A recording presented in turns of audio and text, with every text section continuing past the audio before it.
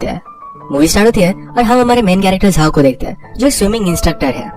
आज उसे अपने हाई स्कूल की गर्लफ्रेंड का लेटर मिलता है। उसका नाम था यंग और उसे अपने हाई स्कूल के डेज याद आते हैं। जब वो हाई स्कूल में था तो बहुत ही नालायक स्टूडेंट हुआ करता था। हमेशा उसके टीचर उसे बहुत डांटते थे। अपनी क्लासमेट्स के साथ भी उसकी बनती नहीं थी। हमेशा बहुत झगड़े करता रहता था। एक दिन जब उसका इसी तरीके से झगड़ा चल रहा था, तभी अचानक से उसके सामने यंग आई। उसे देखते ही उसे प्यार हो गया। वो बेचारा मार खाते खाते भी हंस रहा था।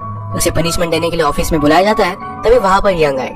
यंग का अभी अभी यहाँ पर ट्रांसफर हुआ है, तो यहाँ की न्यू स्टूडेंट थी। झाओ से बात करना चाहता था। उसके पास आया और कहता है, अगर तुम्हें यहाँ पर किसी भी हेल्प की जरूरत हो तो मैं तुम्हें हेल्प कर सकता हूँ। यंग ने झाओ की फटी हुई पैंट दिखाकर कहा कि तुम पहले अपने खुद की हेल्प करो, फिर मेरी हेल्प करना।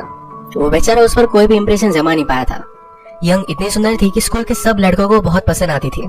स्कूल की स्विमिंग टीम का कैप्टन भी यंग को पसंद करने लगता है। जब झाओ यंग के साथ था, तभी यंग को उस कैप्टन ने अप्रोच किया। अपनी स्विमिंग की ट्रॉफी दिखाकर उसे डिनर के लिए पूछता है, पर यंग उसे मना कर देती है। यंग ने झाओ से कहा कि यहाँ से बाहर चलते हैं। झाओ तो बहुत ही खुश हो गया था। यंग उसे एक रेस्टोरेंट में लेकर आई। झाओ अपना इंप्रेशन जमाने के लिए उसे कहता है, तुम्हारे पहले मेरी 5 गर्लफ्रेंड्स थी। यंग उसे थोड़ा भी सीरियसली लेती नहीं और भाव भी नहीं देती। अगले दिन फिर से कैप्टन ने यंग को छेड़ने की कोशिश की, तो झाओ में और उसमें फाइट हो गई थी। फाइट के बाद रेस्टोरेंट में आकर झाओ यंग से कहता है, तुमने अगर सबको बता दिया कि मैं तुम्हारा बॉयफ्रेंड हूँ तो तुम्हें कोई भी परेशान नहीं करेगा। यंग कहते कि तुम बहुत फाइट करते हो, मुझे फाइट करने वाले लड़के पसंद नहीं है। झाओ ने कहा कि अगर मैंने फाइटिंग छोड़ दी तो फिर क्या। ये दोनों बात ही कर रहे थे, तभी कैप्टन फिर से यहाँ पर वापस आ गया। वो उन्हें फिर से तकलीफ देता। इससे पहले यंग ने उसे कहा कि झाओ मेरा बॉयफ्रेंड है। इस बात पर कैप्टन बिलीव नहीं करता।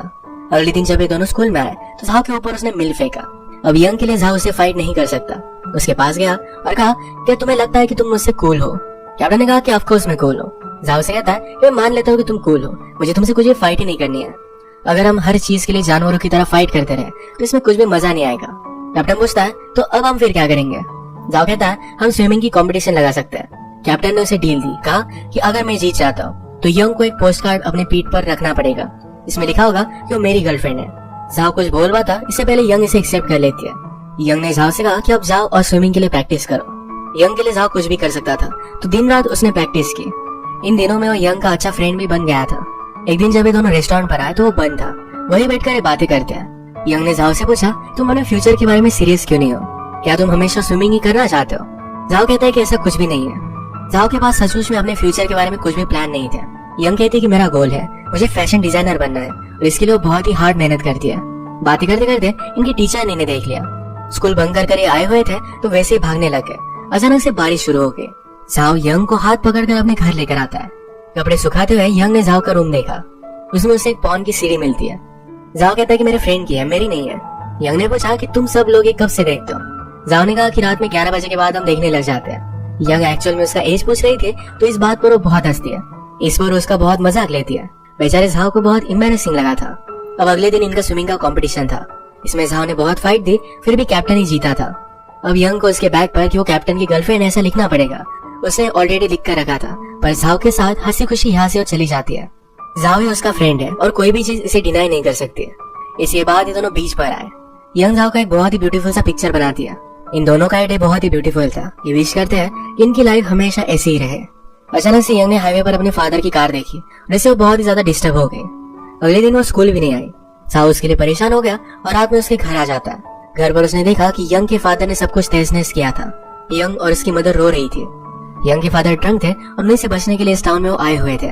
झाओ ने सब देख लिया तो यंग उसे जाने के लिए कहती है। रात में यंग ने झाओ को कॉल लगाया। कहती है, मुझे नहीं लगा था कि मेरे फादर हमें इतनी जल्दी ढूंढ लेंगे।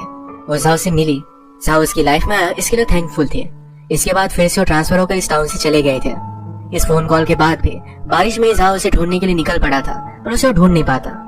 और उसके बाद हम देखते हैं कि कुछ साल बीत गए हैं। झाओ कंप्यूटर सेंटर में एडमिन का काम करता है। उसे वैसे भी पढ़ाई में इंटरेस्ट नहीं था, तो कॉलेज के लिए उसने अप्लाई भी नहीं किया।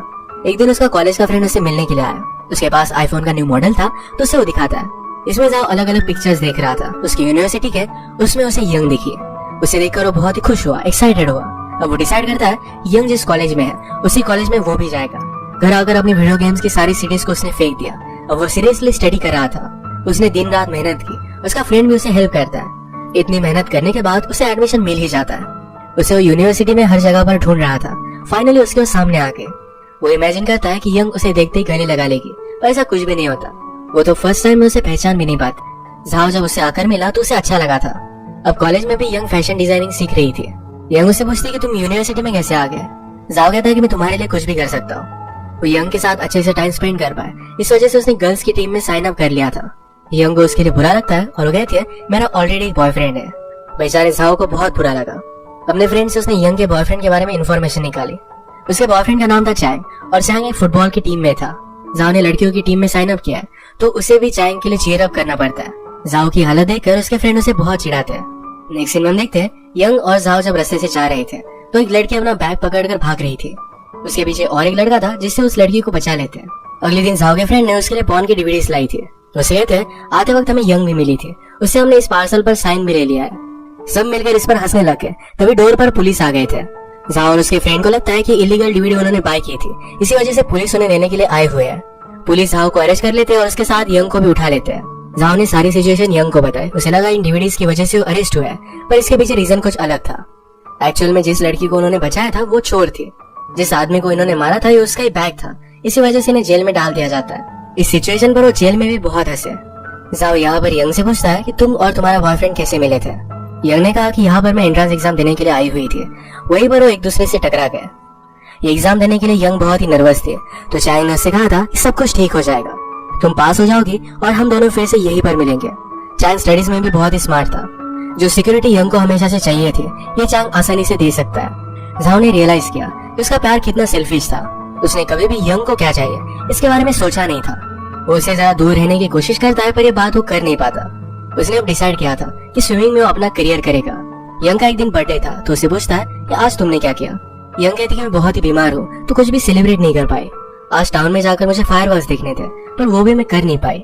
जाओ को फिर आइडिया आता है। वो फायरवर्क्स लेकर आया और हॉस्टल की टेरेस पर जाकर इस फायरवर्क को जला देता है। यंग की विश उसने कंप्लीट कर दी थी। इतना ब्यूटीफुल लग रहा था कि सारा हॉस्टल बाहर आ चुका था। इसी रोमांटिक सेटिंग में जो लड़के किसी से प्यार करते थे उसे वो कन्फेस कर देते हैं। एक दिन जाओ जब लाइब्रेरी में था तो चांद को किसी और लड़की के साथ देखता है।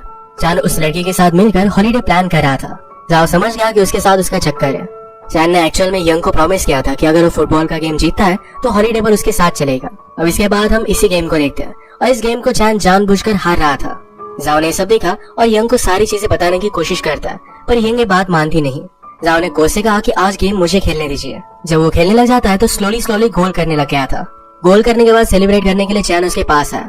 जाओ चांद पर बहुत ज्यादा गुस्सा था क्योंकि यंग उसकी बात मान नहीं रही थी।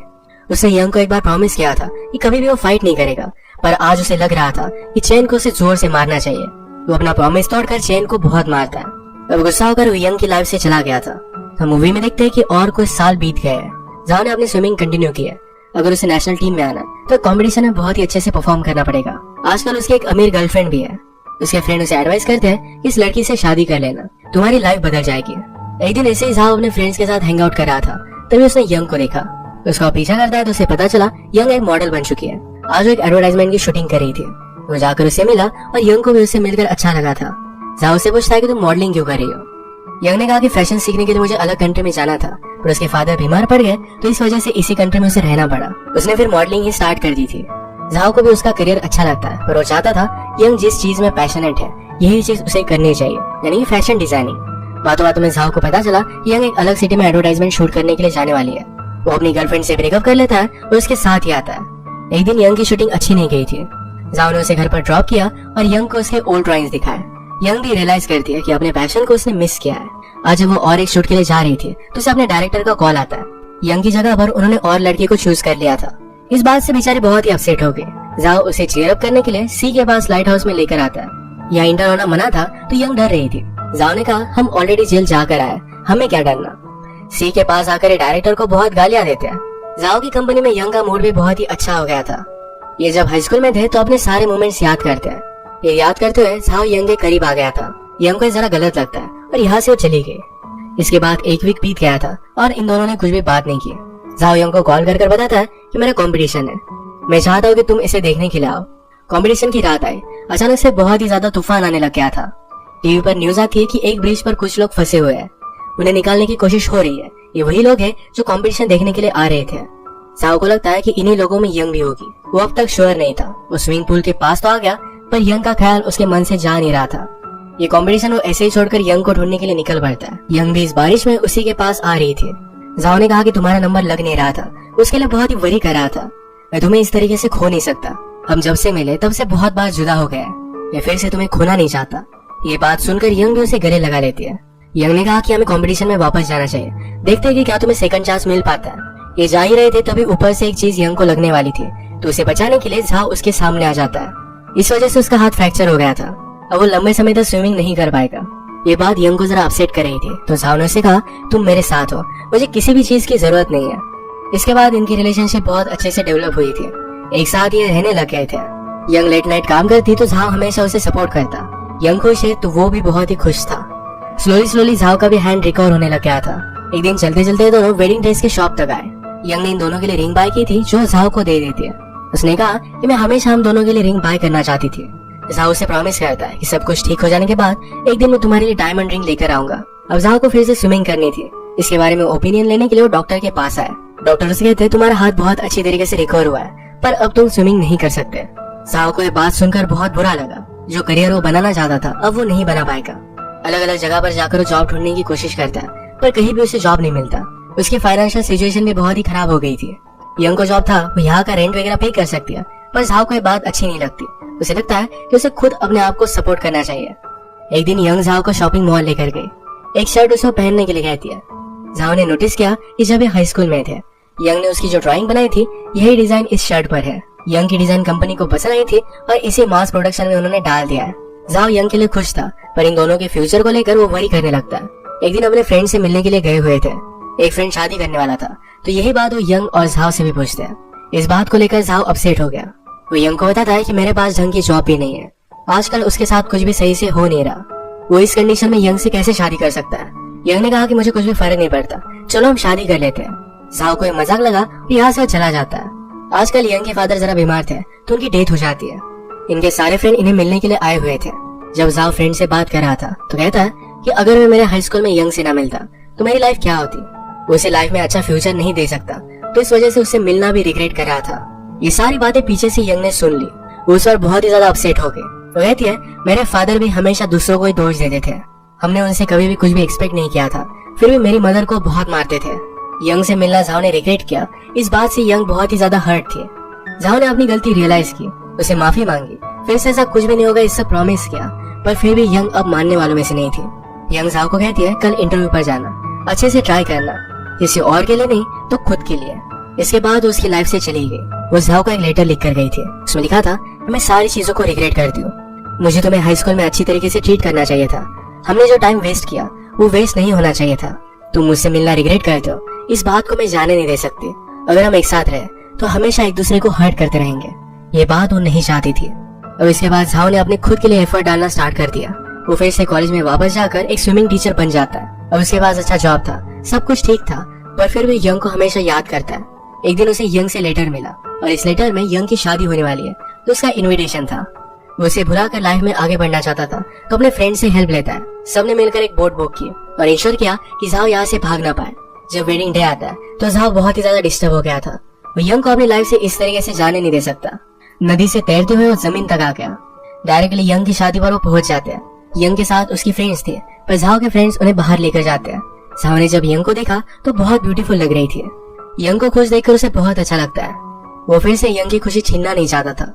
उसे बहुत ही प्यार करता है और हमेशा खुशी देखना चाहता है।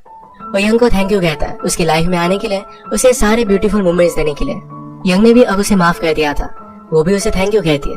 जो टाइम इन्होंने एक साथ स्पेंड किया ये दोनों के लिए बहुत स्पेशल था। झाओ यंग को अपनी लाइफ के लिए बेस्ट ऑफ लक करके यहाँ से चला जाता है। उसे उसकी खुशी छीनना नहीं चाहता था और इसी मोमेंट पर मूवी एंड हो जाती है।